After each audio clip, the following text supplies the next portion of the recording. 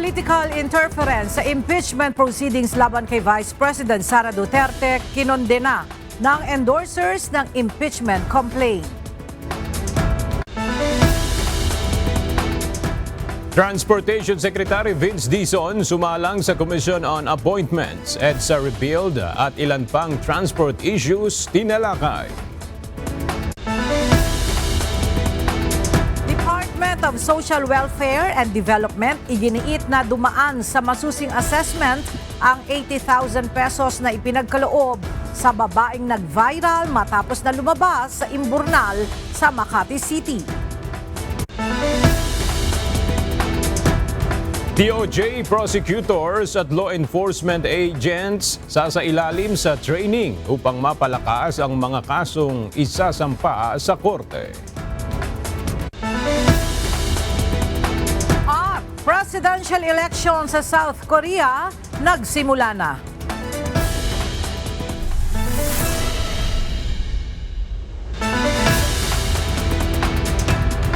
Magandang tanghali mga kasangbahay. Ngayon po ay araw ng Martes, June 3, 2025. Tayo po ay sabayang napapakinggan sa Radyo La Verdad 1350 ang UNTV Radio.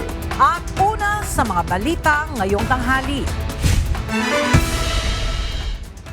Mainit pa ring usapin ngayon ang impeachment trial laban kay Vice President Sara Duterte. Ayon kay Senator Francis Tolentino, maaaring ituring na itong functionally dismissed kung hindi matatapos bago mag-adjourn ang 19th Congress. Ngunit giit ng Senate minority, maaari pa rin itong ituloy sa 20th Congress. Ang detalye sa report ni Asher Cadapan Jr.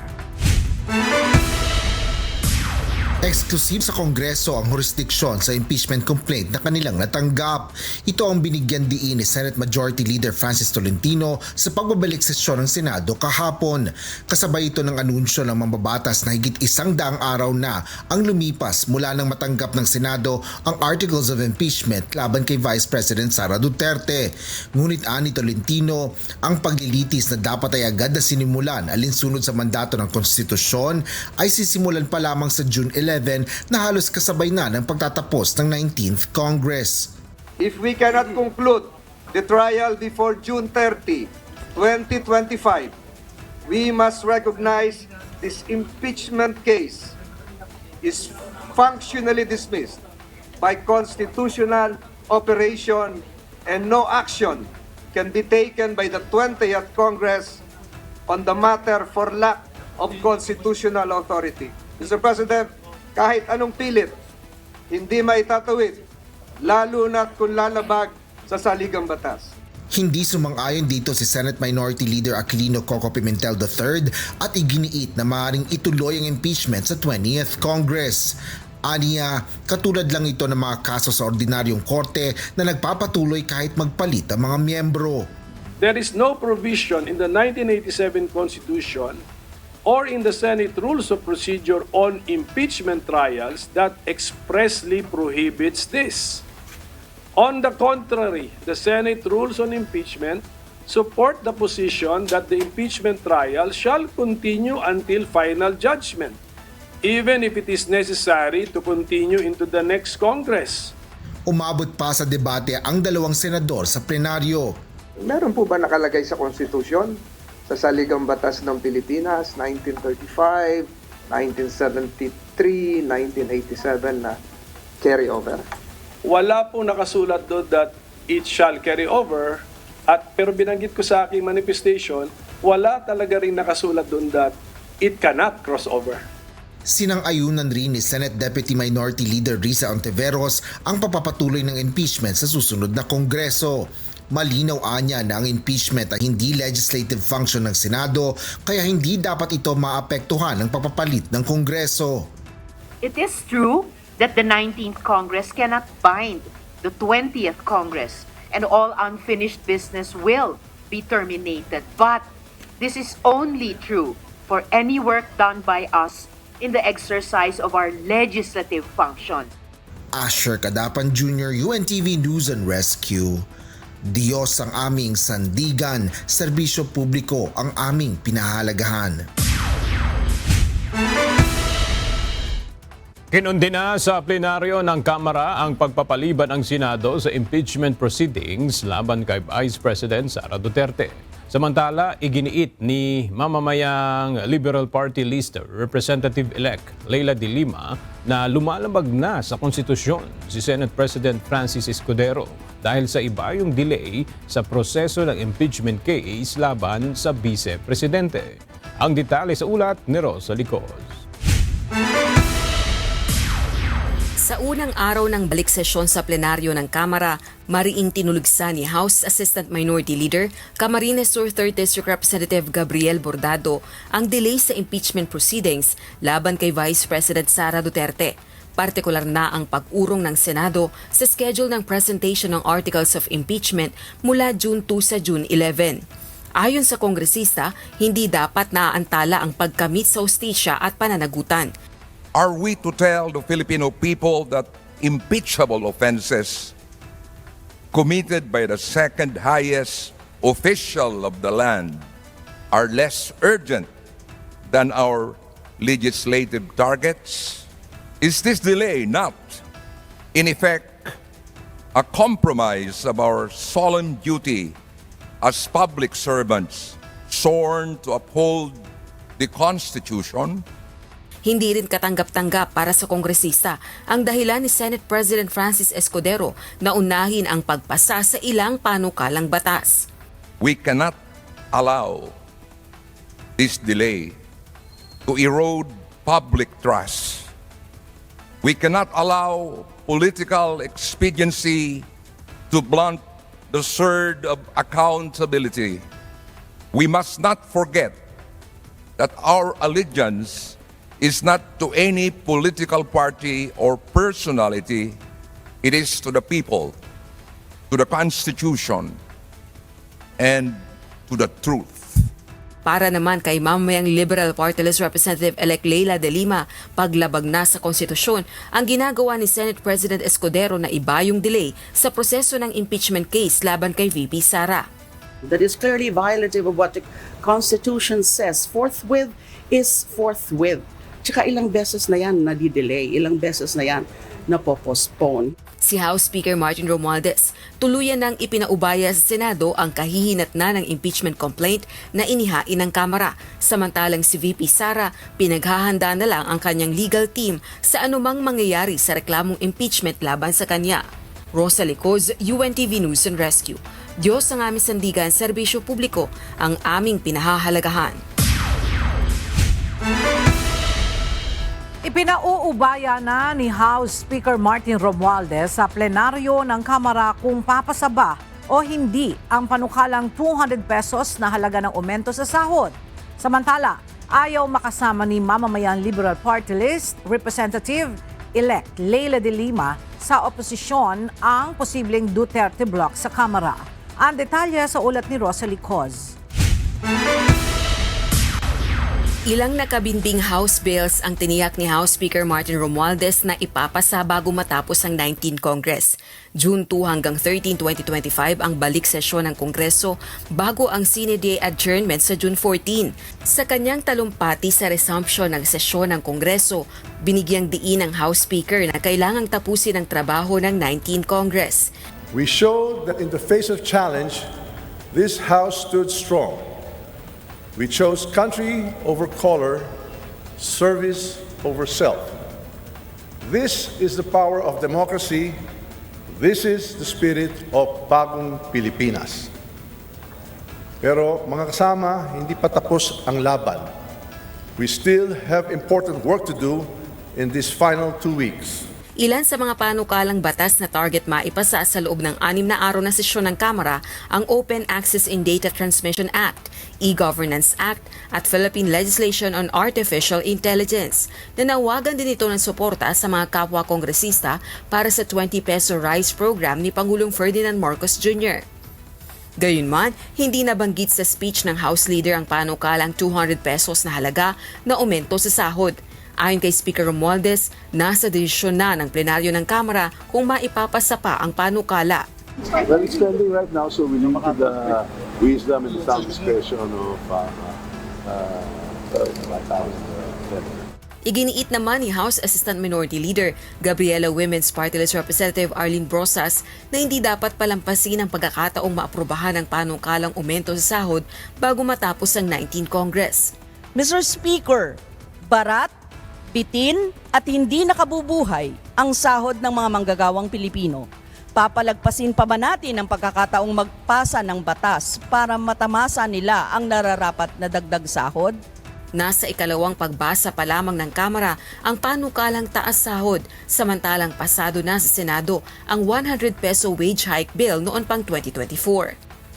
Samantala, nagpulong ang ilang kongresistang kabilang sa House Minority Bloc ng 19th Congress, gayon din ang ilang incoming lawmakers sa 20th Congress. Ayon kay mamamayang Liberal Party List Representative-elect Leila De Lima, ayaw nitong makasama sa oposisyon ang posibleng Duterte Bloc sa Kamara. I don't think we can join them. We can be one with them.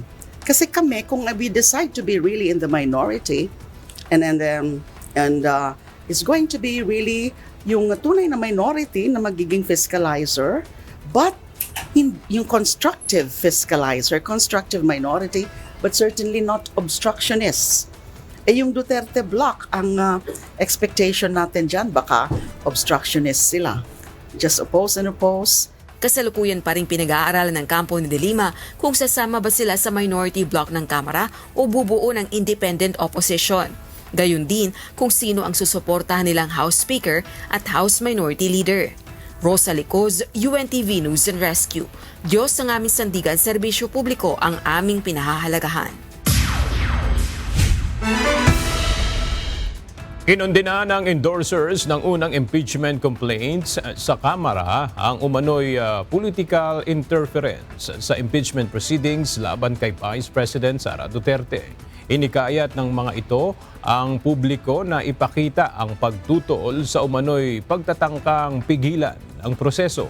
Mula sa House of Representatives, nagbabalik si Rosa Licoz live. Rosalie, may tinukoy ba yung grupo kung sino yung nasa likod ng antala sa impeachment proceedings sa laban kay VP Sara Duterte?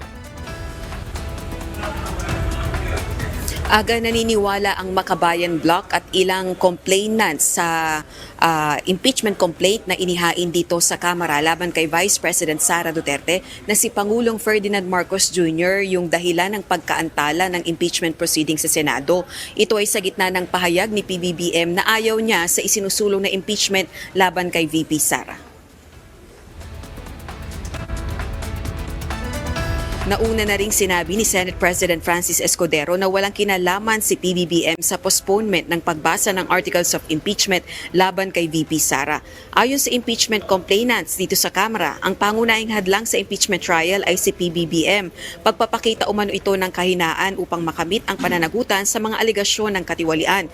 Kaya naman magsasagawa ng mga pagkilos ang grupo upang ipanawagan ang pagpapatuloy ng proseso ng impeachment at pagkamit sa hustisya. Apela rin ng mga ito sa publiko, ipakita ang maigting na pagtutol at pagkondena sa umano'y political interference. Gayon din maging mapagmatsyag sa anumang pagtatangkang i-dismiss ang kauna-unahang impeachment proceedings laban sa isang vice president ng bansa. Aga naglunsad din ng signature campaign itong grupo na ito kung saan nakakalap na ng mahigit 200 pirma mula sa iba't ibang sektor ng lipunan para nga ipanawagan yung pagpapatuloy ng proseso ng impeachment at pagkamit ng hustisya. Balik sa iyo, Aga. Maraming salamat, Rosa Licoz. Wala pang naipapasang batas ang Bangsamoro Parliamentary Government para sa distribusyon ng 7 parliamentary seats mula sa Sulu. Ayon sa COMELEC, magbibigay sila ng palugit sa parlamento upang umakto rito. Narito ang report ni Dante Amento. May 30, 2025 ang unang itinakdang deadline ng Commission on Elections o COMELEC para sa Bangsamoro Parliamentary Government na i-distribute ang 7 parliamentary seats mula sa Sulu. Ito ay dapat gawin sa pamamagitan ng isang batas. Ngunit hanggang ngayon, wala pang batas na naipapasa ang parlamento. Kaugnay nito, sinabi ni COMELEC Chairman George Erwin Garcia na maghihintay pa sila ng 2 linggo upang makapag-akto ang BARM government. With all due respect ay amin pong i-reiterate na magbibigay po kami na hanggang 2 linggo pa napalugit, hanggang 2nd linggo ng Hunyo. upang ma-produce at magkaroon po ng batas patungkol sa redistribution.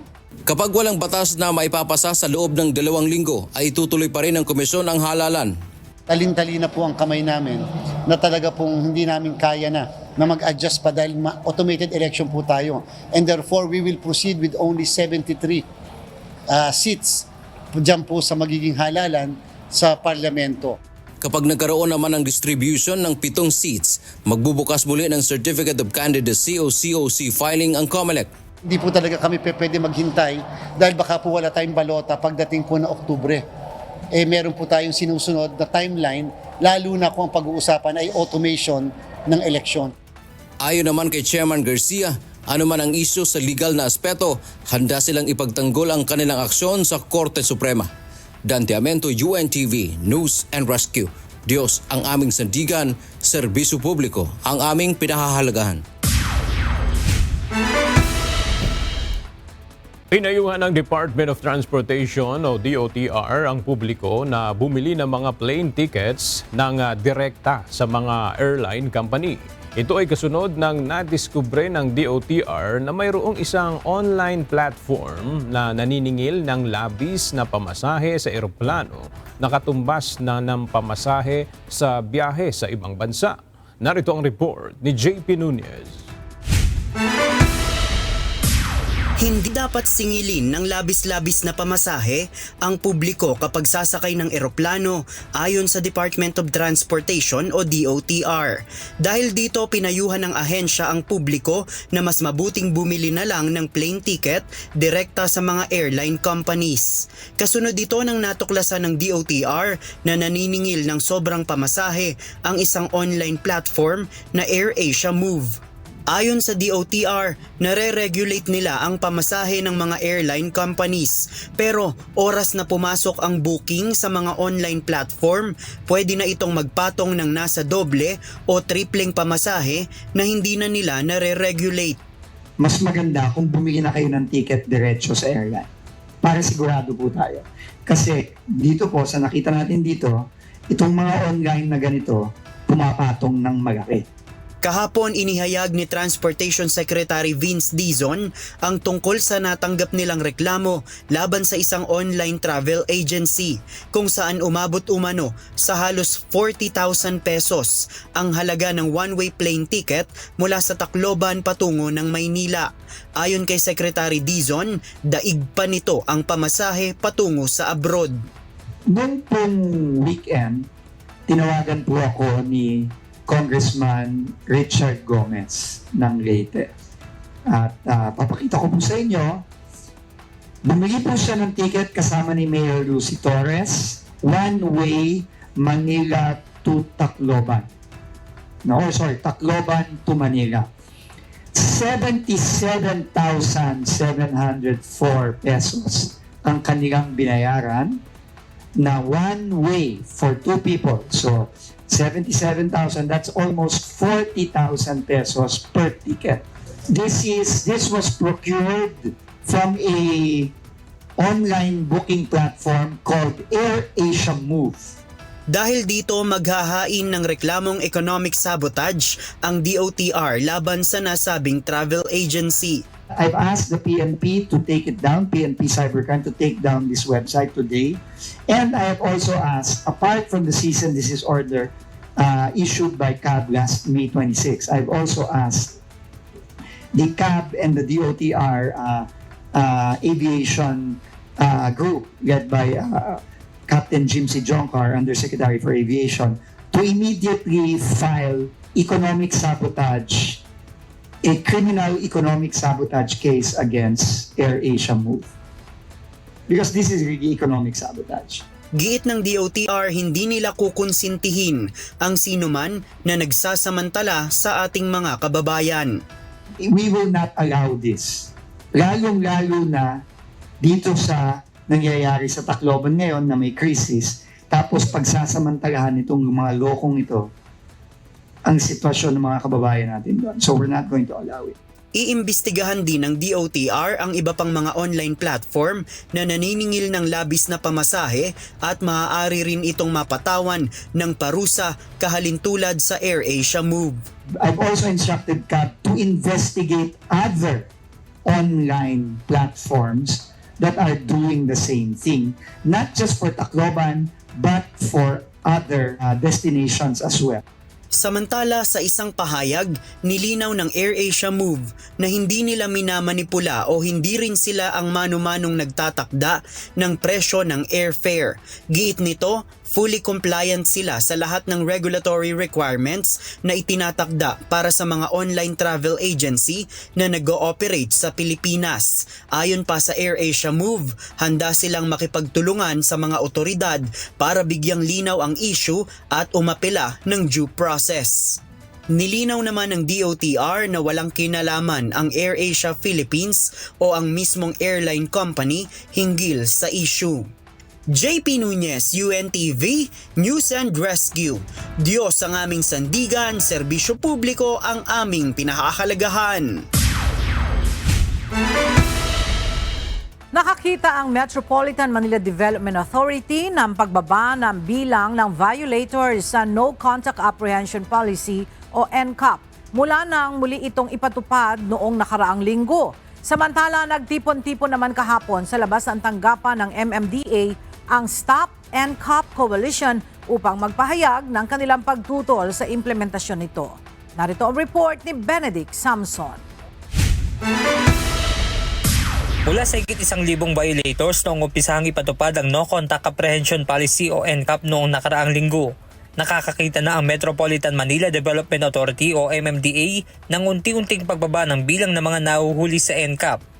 Noong May 26, nasa 1,112 ang bilang ng validated na nahuli sa NCAP, 690 noong May 27, 799 noong May 28, 858 noong May 29, 923 noong May 30, 489 noong May 31 at 565 nitong June 1 na kung saan may kabuuang bilang na higit 5,000.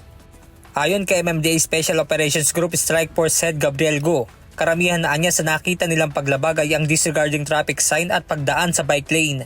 With naked eye, with the plain eye, kita naman po natin na naging maayos ang mga lansangan po natin. Maganda ang pila, wala pong sumisingit. So I think it's a good sign, no? May order. Kumbaga orderly ang ating mga kalsada. So I think nai-instill natin unti-unti yung disiplina rin and order on our roads. Samantala, mula sa University of the Philippines, sama-samang nagtungo sa main office ng MMDA ang Stop NCAP Coalition. Nais ng naturang grupo na ipahayag ang kanilang pagtutol sa muling pagpapatupad ng No Contact Apprehension Policy. Sa inilabas namang pahayag ng MMDA, nirerespeto nila ang kalayaan ng pagpapahayag ng naturang grupo. Nangako rin ang ahensya na susuriin ito mabuti at sosolusyonan ang mga nasa salungang suliranin patungkol sa NCAP. Benedict Samson, UNTV News and Rescue. Diyos ang aming sandigan, serbisyo publiko ang aming pinahahalagahan. Simula Hulyo, pwede nang gumamit ng debit card, credit card o e-wallet para magbayad ng pamasahe sa LRT at MRT. Sa halip na bumili at mag-reload ng beep card, sapat nang itap ang cellphone o card sa turnstile. Ayon kay Transportation Secretary Vince Dizon, layunin ng cashless system na pabilisin ang biyahe at iwasan ang mahabang pila ng mga commuter. Tugon din ito sa utos ni Pangulong Ferdinand Marcos Jr. na bumuo ng open loop payment system na konektado sa iba't ibang financial platform. Humarap ngayon si Transportation Secretary Vince Dizon sa Commission on Appointments o CA para sa confirmation ng ad interim appointment nito. Sa CA committee meeting, sinagot ni Secretary Dizon ang mga tanong kaugnay sa EDSA Rebuild at ilan pang issue sa transportasyon. Mula sa Senado, may report si Asher Cadapan Jr. live. Asher, ano na ang mga napag-usapan dyan sa confirmation ng ad interim appointment ni Secretary Dizon? Ang implementasyon ng EDSA Rebuild Project ang pangunahing issue na binuksan sa pagtatanong ng mga miyembro ng Commission on Appointments o CA kay Transportation Secretary Vince Dizon. Kasabay ito ng konsiderasyon ng komisyon sa confirmation ng ad interim appointment ni Dizon bilang kalihim ng transportasyon. Nilinaw ni Secretary Dizon na hindi nakansela ang EDSA Rebuild kundi magkakaroon lang ng isang buwan na pag-aaral sa implementasyon ng proyekto. Alinsunod dito sa utos ni Pangulong Ferdinand Marcos Jr. na maghanap ng mas maayos na paraan para mas mapabilis ang pagpapatupad ng EDSA Rebuild. Partikular na dito ang pagkukumpleto ng pagsasaayos ng EDSA sa loob lang ng 6 na buwan mula sa 2 taon na orihinal na plano ng proyekto. Kaugnay naman ng Makati Subway, plano ni Secretary Dizon na kausapin si incoming Makati City Mayor Senator Nancy Binay para hanapan ng paraan na matuloy ang proyekto kung hindi man gaya ng orihinal na plano. Para sa North-South Commuter Railway, sinabi naman ng kalihim na nasa advanced stage na ang patuloy na konstruksyon nito at tinatayang matatapos at operational na ang bahagi nito mula Valenzuela hanggang Malolos sa loob ng 2027. Habang ang buong linya nito sa norte mula sa Valenzuela hanggang Clark ay inaasahang matatapos at partially operational na sa simula ng 2028. Ngunit sinabi nito na hamon sa kanila ang right-of-way sa bahagi papasok ng Metro Manila hanggang dulo nito sa Calamba City. Para naman sa Metro Rail Transit o MRT-7, inaasahan sa 2027 o end of 2026 aniyang magiging operational na ang bahagi nito mula North Avenue hanggang Sacred Heart Station sa Quezon City, habang inaasahan na matatapos ang buong linya nito hanggang San Jose del Monte sa Bulacan sa 2029 matapos maresolba na ang right-of-way issue nito sa bahagi ng lugar. Kaugnay naman ang Common Station, ang target nila ay makahanap ng panibagong gagawa nito at matapos ngayong 2025 o kasabay ng pagbubukas ng MRT-7.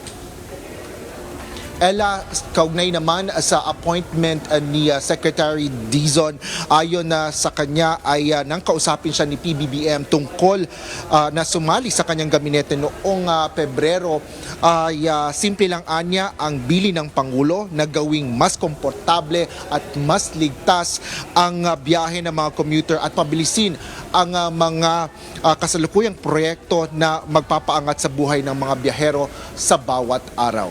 Yan ang latest dito sa Senado. Balik sa'yo, Ella. Maraming salamat, Asher Kadapan Jr.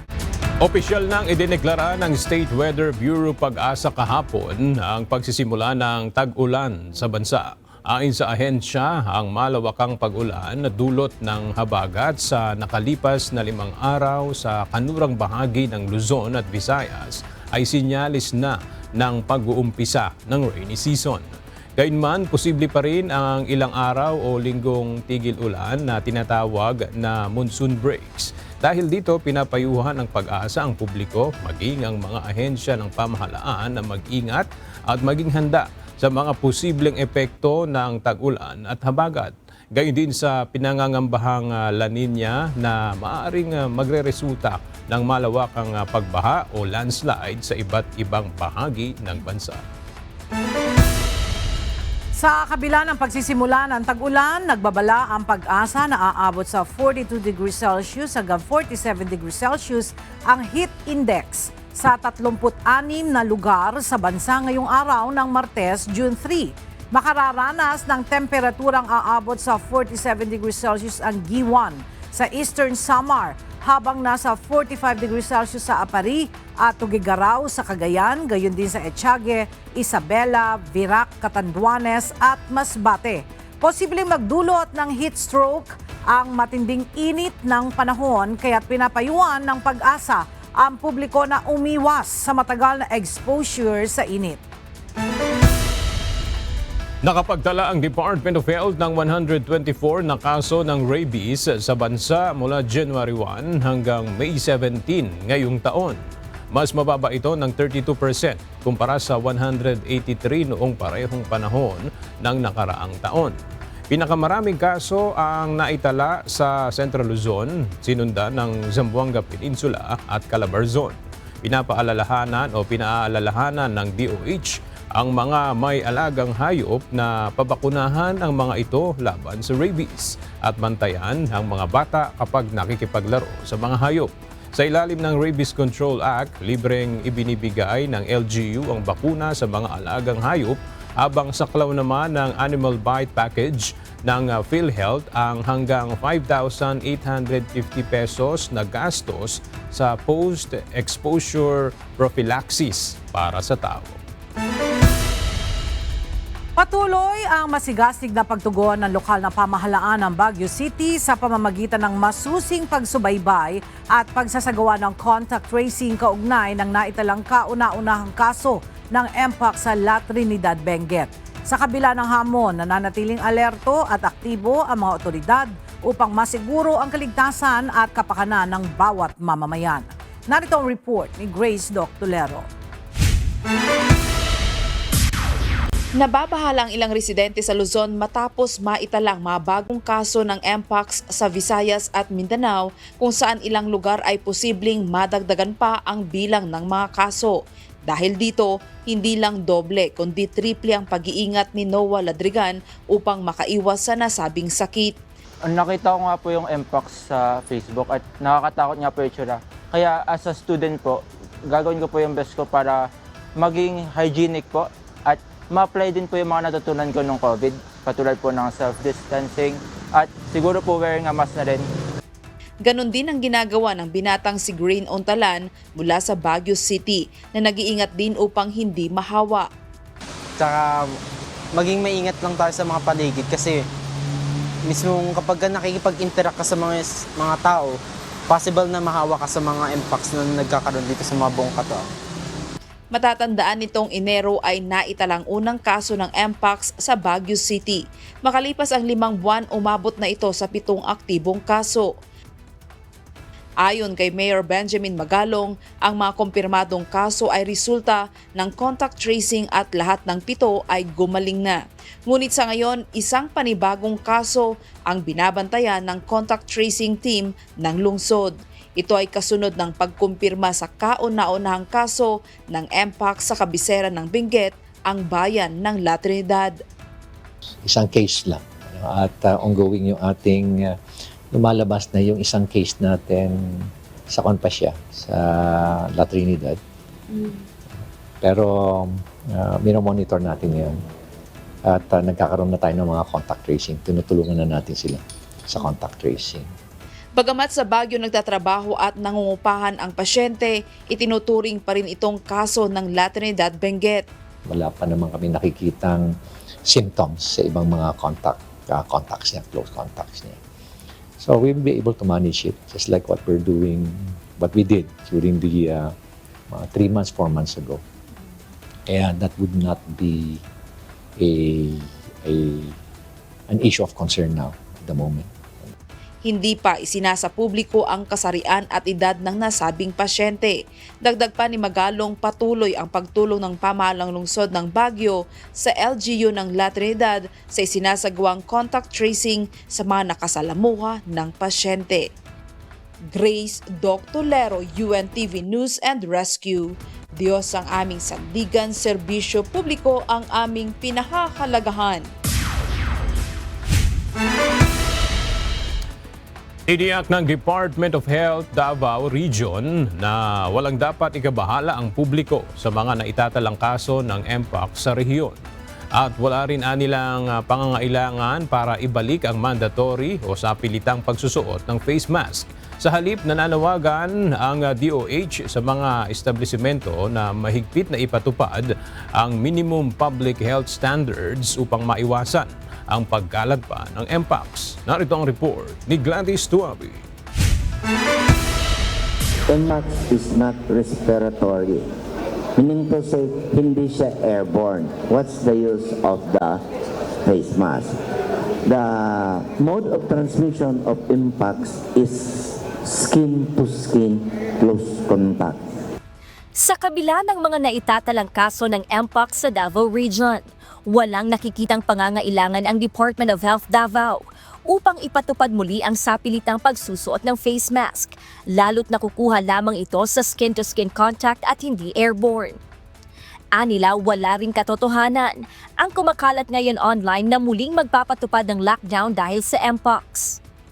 Sa halip, hinihimok ng ahensya ang mga establishmento na ang uri ng trabaho ay may direktang skin-to-skin contact na mahigpit na sumunod sa minimum public health standards. Kinabibilangan ito ng mga salon, barbershop, gym at massage parlor. Pinapayuhan ang mga ito na maglagay o magkaroon ng accessible na hand washing facility at regular na pagdi-disinfect sa mga high-touch surfaces. For the establishment, they should assess their workers as well as their customers before they indulge into business. Kaugnay nito, tiniyak ng DOH Davao Region na nakahanda ang mga ospital ng pamahalaan sakaling magkaroon ng lalong pagtaas ng Mpox cases sa rehiyon. Naglagay na ng fast lanes para sa mga pinaghihinalaan o may sintomas ng Mpox upang mas mapabilis ang atensyon at aksyong medikal. But we are also trying to coordinate with the private and other local facilities to do likewise. So, gani ang uban nato nga DOH hospital na sila gitawag nga fast lane. Kung natay fast lane sa dengue, naputay fast lane kung in case na i-suspect na Mpox kay para dili na siya masagol-sagol. Bagaman walang direktiba mula sa DOH Davao Region hinggil sa sapilitang pagsusuot ng face mask, ipinatupad na sa Hall of Justice ng Davao City ang mandatory wearing of face mask sa kanilang mga empleyado at kliyente na papasok sa loob upang maiwasan ang posibleng pagkalat ng sakit. Gladys Tuwagi, UNTV News and Rescue. Diyos ang aming sandigan, serbisyo publiko ang aming pinahahalagahan. Tumaas pa ang kaso ng Human Immunodeficiency Virus o HIV sa bansa ngayong taon. Ayon sa Department of Health, umabot sa 57 ang bilang ng confirmed HIV cases kada araw mula January hanggang March 2025. Mas mataas ng 44% sa parehong period noong 2024. Pilipinas na ang may pinakamataas na bilang ng bagong kaso ng HIV sa Western Pacific region. Bunsod nito, iminumungkahi ng DOH na gawing National Public Health Emergency ang HIV. Ipinahayag ni Pangulong Ferdinand Marcos Jr. ang kahalagahan ng bagong security and defense dialogue sa pagitan ng Pilipinas at European Union bilang tugon sa mga banta sa seguridad sa rehiyon. Nagpasalamat siya kay EU High Representative Kaja Callas sa matatag na suporta ng EU sa Pilipinas, kasabay ng 2 araw na opisyal na pagbisita ni Callas sa bansa. Ayon sa Department of Foreign Affairs, layunin ng dialogo ang pagpapabuti ng ugnayan sa larangan ng maritime security, cybersecurity at paglaban sa disinformation. Kapwa naninindigan ng Pilipinas at EU laban sa agresibong kilos ng China sa West Philippine Sea at muling kinilala ang bisa ng 2016 arbitration ruling. Higit 50,000 housing units ang ipinangako ng 3 pribadong developer sa pinalawak na pambansang pabahay para sa Pilipino o 4PH program ng pamahalaan. Ayon sa Department of Human Settlements and Urban Development, kabilang sa mga kumpanyang nangako ay ang Raymulan Lands Incorporated, Fiesta Communities Incorporated at 8990 Deca Homes na pawang magsasagawa ng horizontal socialized housing. Ayon kay DHSUD Secretary Jose Ramon Aliling, patunay ito na nasa tamang direksyon ang programa. Pinapalaki na rin anya ang saklaw nito at pinadadali ang serbisyo gamit ang digital platforms. Naglabas na ng kautusan ng kalihim para sa mas mabilis na pagresolba sa mga reklamo ng home buyers laban sa mga developer. Tiniyak ng Department of Tourism ang mas mahigpit na hakbang para sa kaligtasan ng mga turistang mula South Korea ang pinakamalaking grupo ng mga turista sa Pilipinas noong nakaraang taon. Ipinanukala ni Tourism Secretary Cristina Frasco ang pagbuo ng National Task Force on Tourist Safety at nakipag-ugnayan na sa iba't ibang ahensya para gawing prioridad ang seguridad ng mga turista. Ipinatupad na rin ng DOT ang mga programang magpapalakas sa presensya ng pulisya sa mga tourist destination, kabilang ang training ng 8,610 tourist police at paglagay ng 1,243 tourist assistance desks. Nagdagdag din sila ng Korean-speaking agents sa tourist hotline at maglulunsad ng marketing campaigns sa South Korea upang palakasin pa ang tiwala ng mga turista. Pinag-aaralan ng bagong upong hepe ng pambansang pulisya ang pagbabalik sa 8 oras na duty ng mga pulis. Gayunman, sinabi nito na dapat anyang masiguro ng mga pulis na magagawa nila ng maayos ang kanilang mga trabaho. Mula sa Camp Crame, may report si Leia Ilagan live.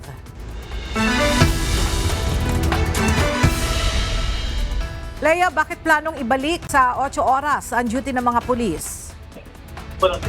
Magandang tanghali sa iyo, Ella. Ito'y para mas maging productive at masigla ang mga pulis sa kanilang trabaho. Kapag sobra na daw kasi sa 8 oras ng duty ay pagod na mga ito o kaya naman ay inaantok sa trabaho. At bilang bahagi rin ng programa ni General Torre na pagpapataas ng moral ng mga pulis, nais nito na may balancing oras ang mga pulis sa kanilang pamilya. Subalit kung gagawin daw na 3 shift at may 8 oras na duty ang mga pulis, sinabi ni General Torre na dapat ay wala siyang makikitang pulis na natutulog o nakaupo lamang o gumagamit ng cellular phone o kaya naman ay nagliliwaliw. Dagdag ni General Torre na ipatupad na niya ang 8 hours duty na mga pulis nung siya pa ang District Director ng Quezon City Police District. Ella? Alright, maraming salamat, Leia Ilagan. Inilunsad ngayong araw ang training and education program for DOJ prosecutors and law enforcement agents o TEPLEA 2025. Bahagi ito ng pagpapalakas ng mga kasong isasampa sa korte. Mula sa Maynila, makibalita tayo kay Dante Amento live. Dante, ano yung detalye nitong training para sa mga DOJ prosecutor at mga pulis? Magandang tanghali, Aga, upang mapalakas nga itong posibleng isasampang reklamo o kaso sa korte sa pamamagitan ng pagtutulungan ng mga piskal mula sa Department of Justice o DOJ at gayon din ng iba't ibang law enforcement agents tulad ng Philippine National Police. Ito yung layon ng inilunsad ngayong araw na training and education program for DOJ prosecutors and law enforcement agents o TEPLEA 2025 dito sa DOJ kanina. Sasailalim sa sama-samang pagsasanay ang mga piskal at law enforcement agent mula sa Philippine National Police o PNP, Philippine Drug Enforcement Agency o PDEA, National Bureau of Investigation o NBI, partikular sa pagsasagawa ng investigasyon sa mga kaso. Bahagi ito ng DC-20 program ng kagawaran o ng DOJ kung saan kasama na ang mga piskal sa pag-iimbestiga at pangangalap ng ebidensya upang kapag naisampa ang kaso sa korte ay matiyak na magkakaroon ng conviction o hatol. Nasa 100 ang mga participant na kasama sa initial na training na karamihan dito ay mula sa PNP. Dumalo kanina sa event sina DILG Secretary Junvic Remulla, bagong PNP Chief General Nicolas Torre III at mga opisyal ng NBI, Philippine Coast Guard, PDEA at gayon din ng Justice Department. Aga ayon pa nga sa DILG at Department of Justice sa pamamagitan nitong programa na ito ay maiiwasan na yung mga nangyari sa nakaraan kung saan nagkaroon ng nagsisihan yung mga prosecutor at gayon din ang mga pulis pagdating doon sa kanilang mga isinasampang kaso sa korte o kaya sa piskalya. Yan man ang ating update mula dito sa Maynila. Balik sa iyo, Aga. Maraming salamat, Dante Amento. Usap-usapan pa rin sa social media ang pagkakaloob ng 80,000 pesos sa nag-viral na babae na lumabas sa imburnal sa Makati City kamakailan. Ayon kay Department of Social Welfare and Development Secretary Rex Gatchalian, hindi basta-basta ang naging desisyon sa pagbibigay na ito, kundi may inilatag na kondisyon ang DSWD para dito. Ang detalye alamin natin sa report ni Mia Alonzo live.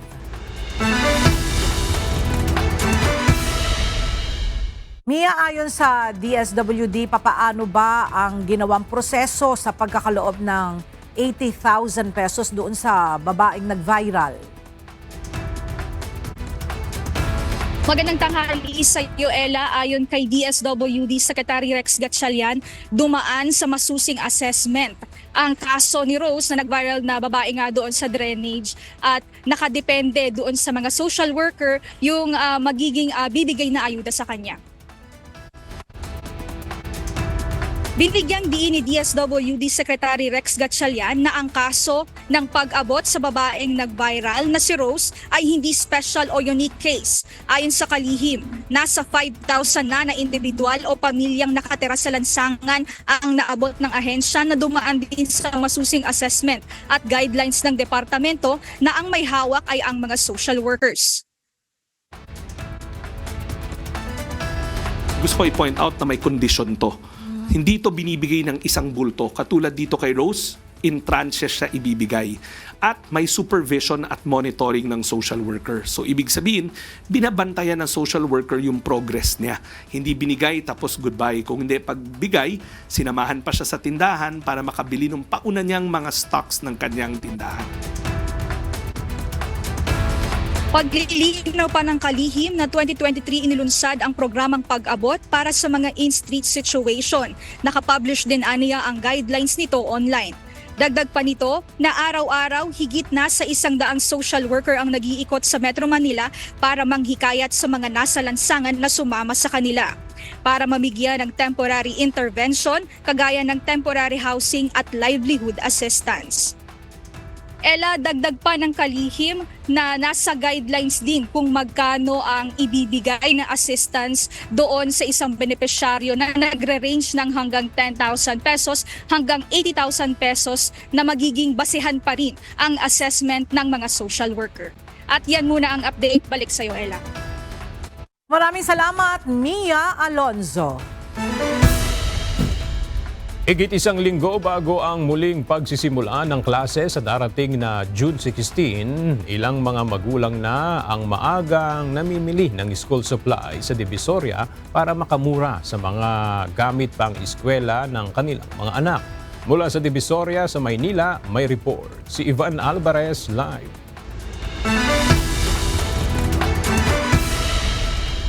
Ivan, magkano ba yung presyo ng school supplies dyan sa Divisoria? Yung aga, nandito tayo ngayon sa may kanto ng Santo Cristo sa Divisoria kung saan alam ng mga mamimili na dito talaga makakabili ng mga murang gamit. Ngayong malapit na ang pasukan o balik eskwela na, naghahanda na ang ilang mga magulang para sa kanilang mga anak na papasok sa paaralan. Sa June 16 na ang opisyal na pagsisimula ng klase sa mga public school sa buong bansa. 2 linggo bago ang pasukan, mayroon ng mga nag-uumpisang mamili ng mga school supply na gagamitin sa eskwela. Kagaya na lamang ni Aling Velma, nakasama ang kanyang apo na incoming grade 4 student. Anya, nagbabakasyon sila ngayon sa Maynila, kaya naman sinabay na rin nila bumili ng mga gagamitin ng kanyang apo sa paaralan bago umuwi ng probinsya.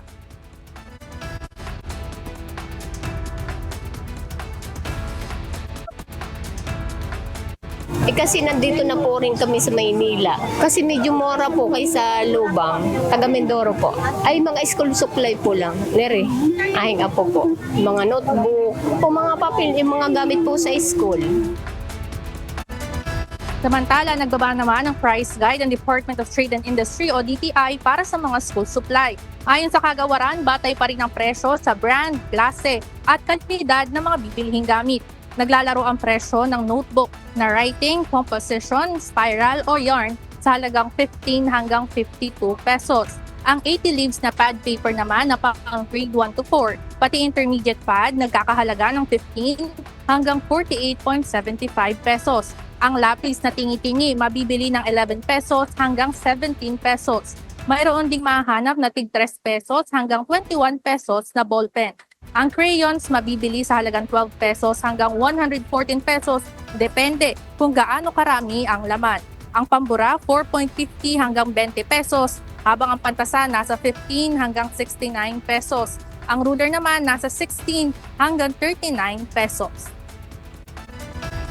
Aga-ayon sa mga nakausap nating magtitinda dito sa May Divisoria, hindi pa ganoon karami ang mga bumibili ng mga school supply. Ngunit inaasahan na isang linggo o isang araw o 2 araw bago pumasok ang June 16 ay dadagsa ang mga tao dito sa Divisoria. Yan muna ang update mula dito. Balik sa inyo dyan, Aga. Maraming salamat, Ivan Alvarez.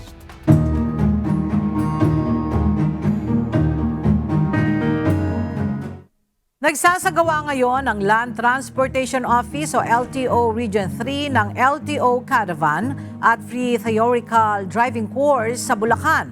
Isang paraan ito ng ahensya para matulungan na magkaroon ng student permit o driver's license sa mga aplikante. Mula sa Malolos, Bulacan, makibalita tayo kay Nestor Torres live. Nestor, gaano karami na ba ang aplikante dyan sa Free Theoretical Driving Course at sino-sino ang pwedeng maka-avail ng libreng TDC? Magandang tanghali, Ella. Umaabot na sa 450 na mga kababayan natin mula dito sa Malolos ang nakinabang ngayon dito sa Free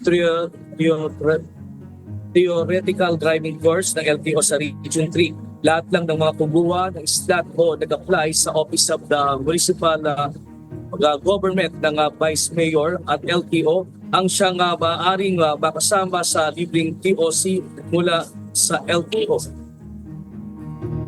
Tuloy-tuloy ngayon ang programa The Free Theoretical Driving Course na isinasagawa ng LTO Region 3 sa 7 probinsya sa Central Luzon. Ngayong araw, nagtungo ang LTO dito sa Malolos, Bulacan para sa Free Theoretical Driving Course sa loob ng 2 araw na LTO Caravan. Sa unang araw, kailangan dumaan ang aplikante sa 6-hour seminar kung saan ituturo ng LTO ang batas trapiko alinsunod sa RA 4136 at RA 10930 o ang Land Transmission and Traffic Code of the Philippines. Bukas naman sa ikalawang araw gagawin ang eksaminasyon. Pagkatapos ito, lahat ng papasa sa TDC ay maaaring magpunta sa LTO para makakuha ng student permit. Malaking bagay ang libreng TDC na alok ng LTO dahil kung dadaan sa ibang mga driving school ang gustong makakuha ng student permit ay magbabayad sila ng 1,000 to 1,500 sa seminar at exam. Actually, the Free Theoretical Driving Course is part of the Road Safety Advocacy Program of the Land Transportation Regional Office 3. Layunin po nito dahil ang pagkuha po ng lisensya ngayon ng student permit ay mahal. Ang layunin po nito ay makatulong po sa ating mga aplikante ng driver's license para po makatipid or makamura po sa pagkuha ng student permit. Ang Living Theoretical Driving Course ay programang sinimulan ng LTO noong taong 2021 at pinagpapatuloy ngayon ng ahensya. At yan po ng ating latest live. Ella, mula dito sa Balik sa inyo. Maraming salamat, Nestor Torres. Nadiskubre ng 10 mangingisda mula sa Bataan ang 10 sako ng hinihinalang shabu na palutang-lutang sa karagatan ng Masinloc, Zambales noong May 29. Isinuko nila ang mga ito sa mga otoridad kahapon at kinumpirmang naglalaman ng 223 vacuum-sealed packs ng illegal na droga. Ayon sa Philippine Coast Guard, tinatayang nasa 1.5 billion pesos ang halaga ng nasabing kontrabando. Patuloy ang investigasyon ng Philippine Drug Enforcement Agency upang matukoy ang pinagmulan ng mga droga.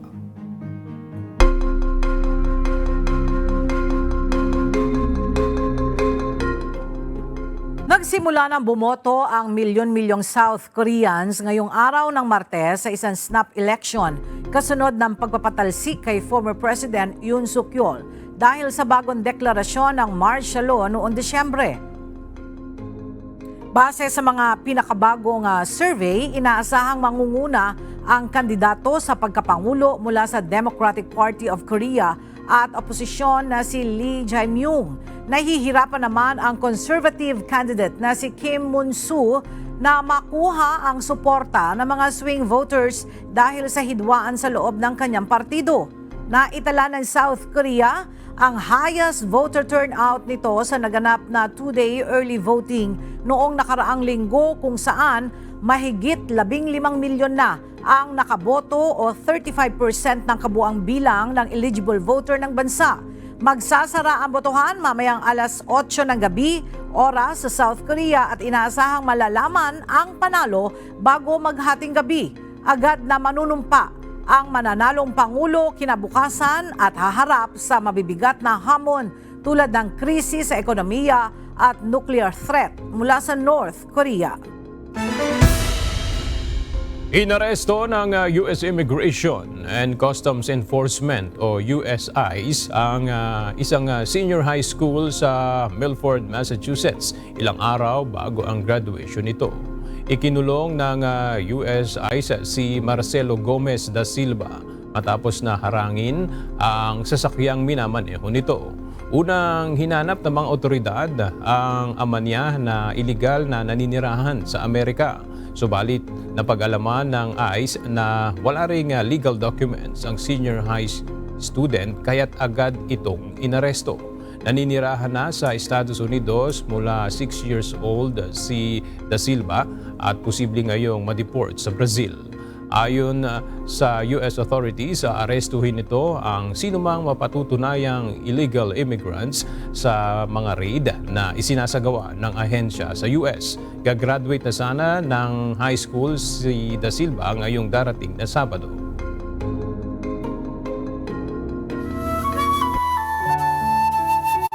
At sa ating pong iiwang mga salita ng Diyos na ating sandigan mula sa aklat ng Ecclesiastes, Kapitulo 10, versikulo 2, nagsasabi, ang puso ng pantas na tao ay nasa kanyang kanang kamay, ngunit ang puso ng mangmang ay sa kanyang kaliwa.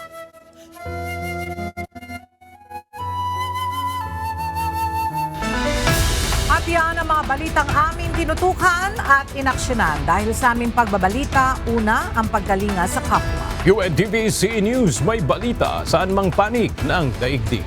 At dito sa UNTV, Diyos ang aming sandigan, serbisyo publiko ang aming pinahahalagahan. Magandang tanghali.